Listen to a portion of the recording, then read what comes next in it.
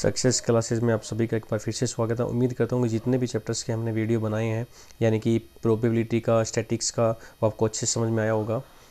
हाँ, जो भी आपके बोर्ड एग्जाम में जो भी आपको क्वेश्चन देखने को मिलेंगे वो अपने इस वीडियो से बाहर नहीं होंगे। और हमने सरफेस एरिया एंड वॉल्यूम वाले चैप्टर्स का एक वीडियो ऑलरेडी डाल रखा है, जिसमें आपको कुछ मोस्ट इंपॉर्टेंट फार्मूलों के बारे में मैंने आपको बताया है। और आगे अपन बात करते हैं जो अपने इस सरफेस एरिया एंड वॉल्यूम वाले चैप्टर से जो क्वेश्चन बोर्ड एग्जाम में बन सकते हैं उनके बारे में, और उनके कुछ शॉर्ट ट्रिक के बारे में, ताकि आपको एग्ज़ाम तक अच्छे से ध्यान में रहे कि अपने को इस क्वेश्चन में करना क्या है। तो आइए स्टार्ट करते हैं। सबसे पहले हम बात करते हैं कि जब भी अपने को किसी क्वेश्चन में दो क्यूब को ज्वाइन करने के लिए बोला जाए, अगर अपने को किसी भी क्वेश्चन में 2 क्यूब को ज्वाइन करने के लिए बोला जाए, इट मीन्स हिंदी में अगर मैं बात करूँ, क्यूब का मतलब होता है घन।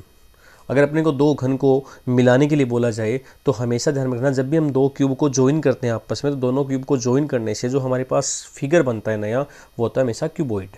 यानी कि 2 घन को जब हम आपस में मिलाते हैं, उनको एंड टू एंड ज्वाइन करते हैं, उनके किनारों को आपस में जोड़ते हैं, तो जोड़ने से जो रिजल्टेंट फिगर अपने को मिलता है, जो नया डायग्राम मिलता है, वो हमेशा क्यूबॉइड का होता है।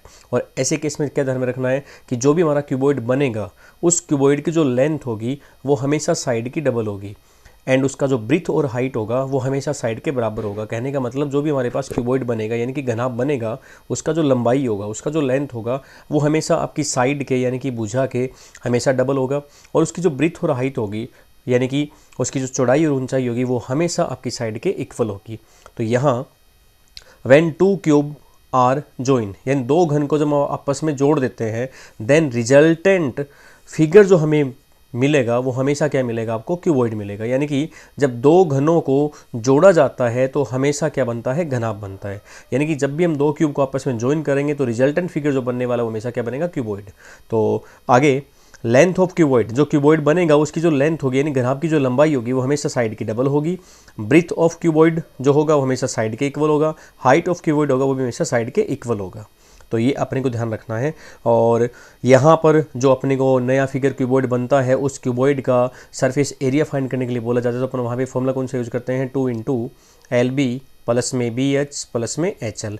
हिंदी में अपन इसको शॉर्ट ट्रिक में बोलते भी हैं कि भाई लखो चौधरी चौखो ऊँट उधारो लेके आयो। यानी कि L का मतलब वहाँ पे लंबाई होता है, B का मतलब वहाँ पे चौड़ाई होता है, और H का मतलब हाइट होता है।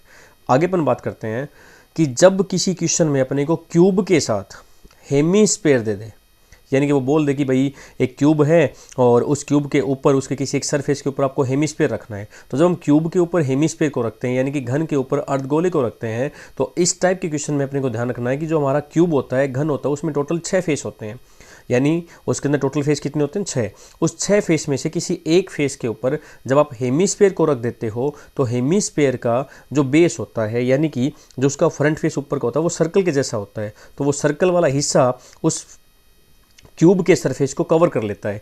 यानी कि अगर मैं बात करूं इसी पेज की, और मान लो कि हमारा कोई क्यूब है और इसके ऊपर अगर हमने को हेमीस्फीयर रखना हो, तो हेमीस्फीयर हम कैसा रखेंगे, उल्टा रखेंगे। जब उल्टा रखेंगे तो ये जो शेप बनेगी आपके पास, वो एक सर्कल की शेप बनेगी, और इतनी दूर का जो एरिया होगा, ठीक है, वो कवर हो जाएगा इस क्यूब का, किससे, हेमीस्फीयर से। तो ऐसे क्वेश्चंस में अपने को ध्यान रखना, जब भी कभी क्यूब के साथ हेमीस्फीयर वर्ड लिखा हो मिले, यानी क्यूब के ऊपर आपको हेमीस्फीयर रखने के लिए बोले, तो उस क्वेश्चन में हमें कभी भी एरिया फाइंड आउट करना हो, तो उसके लिए अपन क्या यूज़ करेंगे, सबसे पहले क्यूब का TSA का फॉर्मूला लगाएंगे, उसमें अपन ऐड करेंगे हेमीस्फीयर के एरिया को, देन उसमें से अपन माइनस कर देंगे बेस एरिया, यानी कि घन का संपूर्ण पृष्ठीय क्षेत्रफल प्लस में अर्धगोले का पृष्ठीय क्षेत्रफल, और माइनस का कर देंगे आधार का क्षेत्रफल।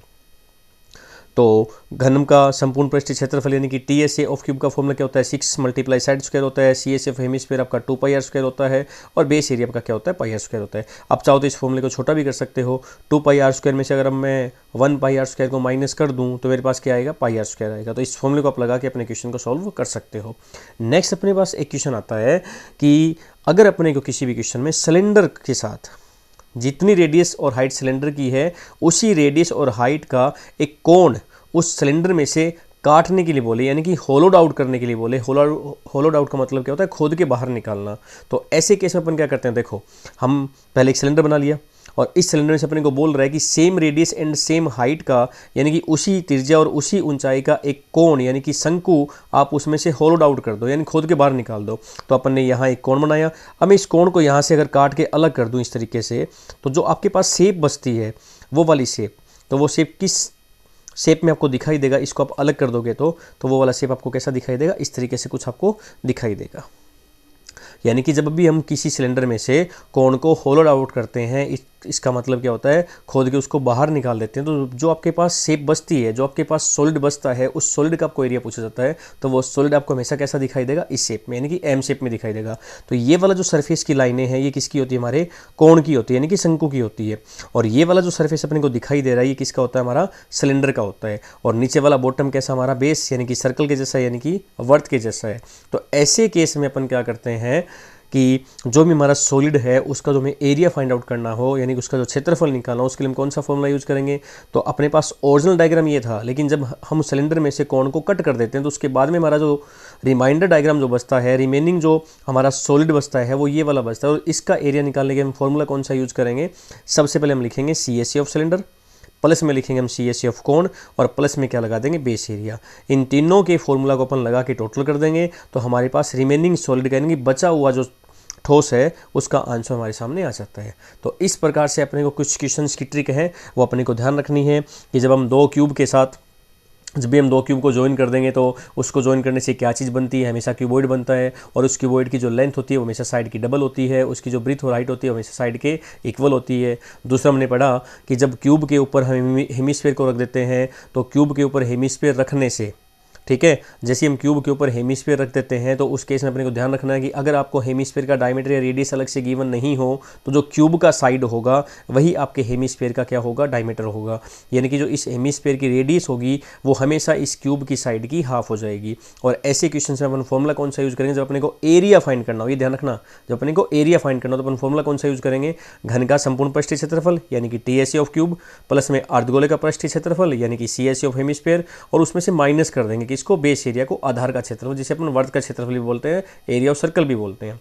नेक्स्ट हमने बात की थी कि जब हमें इस सिलेंडर में से same radius and same height का कोण होलोड आउट करने के लिए बोला जाए, कि कट करने के लिए बोला जाए, तो उस केस में जो हमारे पास रिमेनिंग सॉलिड बचेगा, ठीक है, जो बचा हुआ ठोस होगा, उसका जब एरिया निकालने के लिए बोला जाएगा तो हम किस किस का निकालेंगे, कोण का CSE निकालेंगे, सिलेंडर का CSE निकालेंगे, और प्लस किस में कर देंगे, बेस एरिया में कर देंगे। इन तीनों फॉर्मूला को प्लस करेंगे, हमारा आंसर आ जाएगा।